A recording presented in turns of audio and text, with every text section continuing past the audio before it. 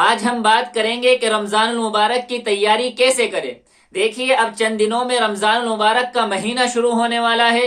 چونکہ رمضان المبارک کا مہینہ عظمتوں والا، فضیلتوں والا اور برکتوں والا مہینہ ہے۔ اس مہینے کی ایک ایک منٹ تو دور، ایک ایک سیکنڈ بہت زیادہ قیمتی ہے۔ اس مہینے میں اللہ کی رحمتوں کی بارش نازل ہوتی ہے۔ اس مہینے میں اللہ کی رحمت کی گھٹائیں جھوم جھوم کر برستی ہے۔ اس مہینے میں مغفرت کے بہانے تلاش کیے جاتے ہیں۔ اس مہینے میں جہنمیوں کو جہنم سے آزاد کیا جاتا ہے۔ اس مہینے میں اللہ کی رحمت بندوں پر برسنے کی بہانے تلاش کرتی ہے۔ اتنا بڑا مہینہ، اتنی فضیلتوں والا مہینہ ہمارے اوپر آ رہا ہے، تو ہمارے اوپر ضروری ہے کہ اس مہینے کے استقبال کے لیے ہم پہلے سے تیاری شروع کر دیں۔ اگر ہم پہلے سے تیاری نہیں کریں گے تو یہ مہینہ آئے گا، آ کر کے چلا جائے گا، اور ہم یوں ہی غفلت کے اندر پڑے رہیں گے، اور رمضان المبارک سے جو فائدہ اٹھانا چاہیے اور جو نفع حاصل ہونا چاہیے وہ فائدہ اور وہ نفع ہمیں حاصل نہیں ہوگا۔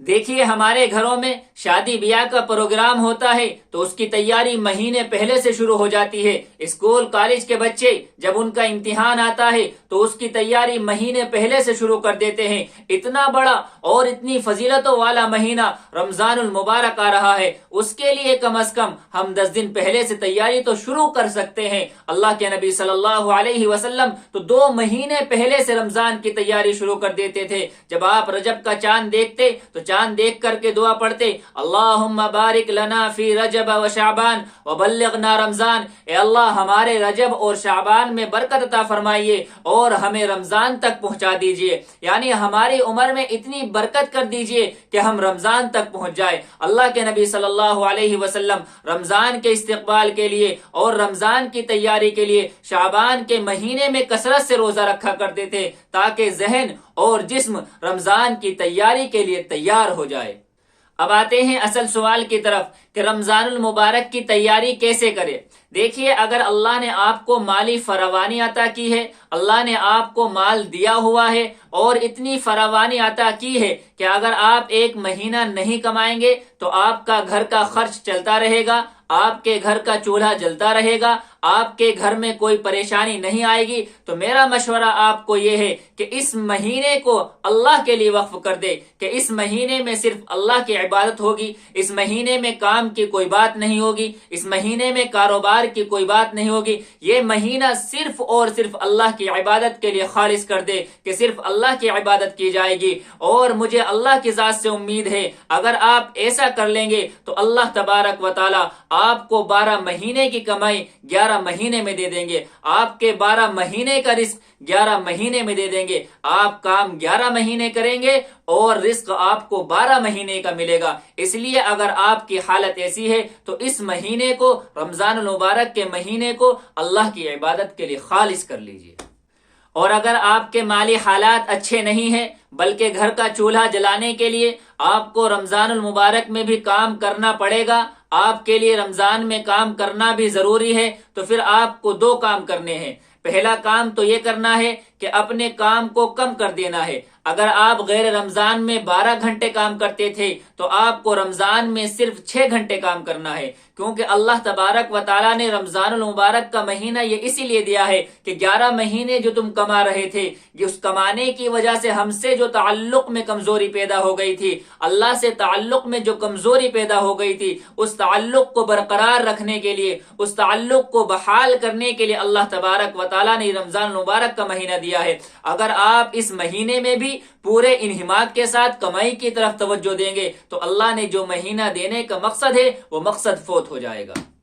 دوسرا کام آپ کو یہ کرنا ہے کہ چونکہ آپ کو کام بھی کرنا ہے اور عبادت بھی کرنی ہے، رمضان سے فائدہ بھی اٹھانا ہے، تو اس کے لیے آپ کو ٹائم ٹیبل بنانا ضروری ہوگا، کیونکہ بغیر ٹائم ٹیبل کے آپ رمضان سے اچھی طرح فائدہ نہیں اٹھا سکتے۔ مثال کے طور پر آپ نے سحری کھائی، سحری کھانے کے بعد فجر کی نماز پڑھی، اب فجر سے اشراق تک آپ قرآن کی تلاوت کریے۔ اشراق کی نماز پڑھنے کے بعد آپ اپنے کام کے لیے نکل جائیے، چاہے آپ دکان پر بیٹھتے ہو، چاہے آپ تجارت کرتے ہو، چاہے آپ پھیری کرتے ہو، چاہے آپ کاشتکاری کرتے ہو، جو بھی آپ کام کرتے ہیں اپنے کام پر چلے جائیے۔ ظہر سے آدھا گھنٹہ پہلے آپ اپنے کام سے واپس آئیے، آدھے گھنٹے کا قیلولہ کریے، پھر ظہر کی نماز کے بعد پھر قرآن کی تلاوت کریے۔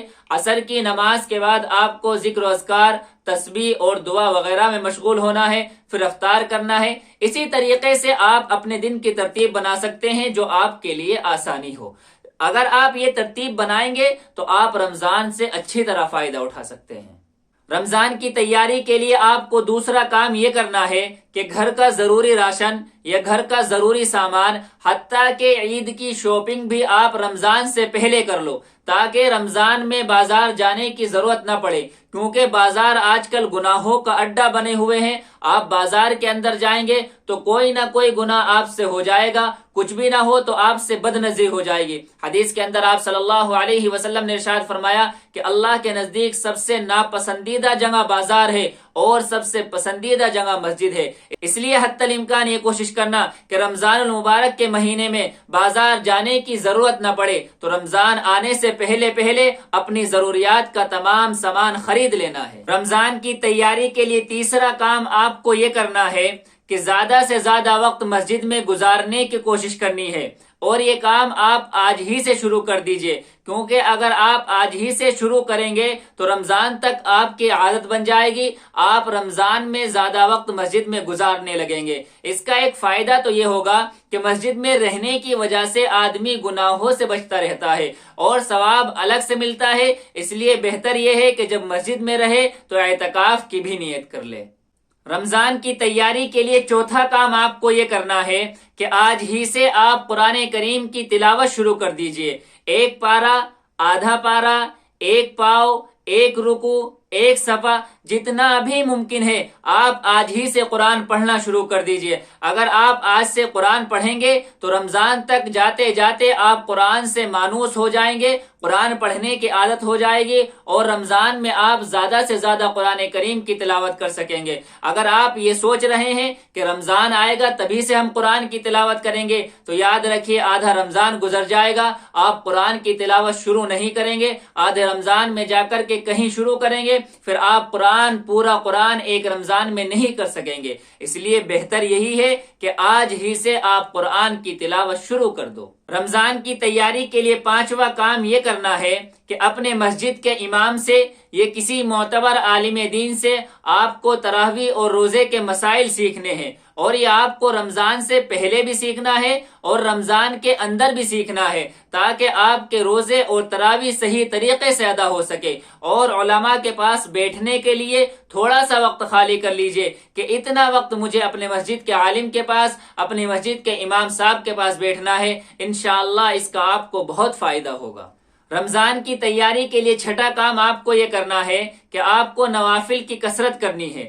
دیکھیے رمضان میں نفل فرض کے برابر ہو جاتا ہے، تو نفل اگر آج آپ ہی سے پڑھنا شروع کریں گے تو رمضان تک آپ مانوس ہو جائیں گے، رمضان تک آپ کا جسم اس کے لیے تیار ہو جائے گا۔ اسی لیے آج سے ہی تہجد، اشراق، چاشت، اوابین، ان تمام نفل نمازوں کو آج سے ہی شروع کر دیجئے، تاکہ رمضان تک آپ کا معمول بن جائے اور رمضان میں آپ کے لیے نفل عبادت کرنا آسان ہو جائے۔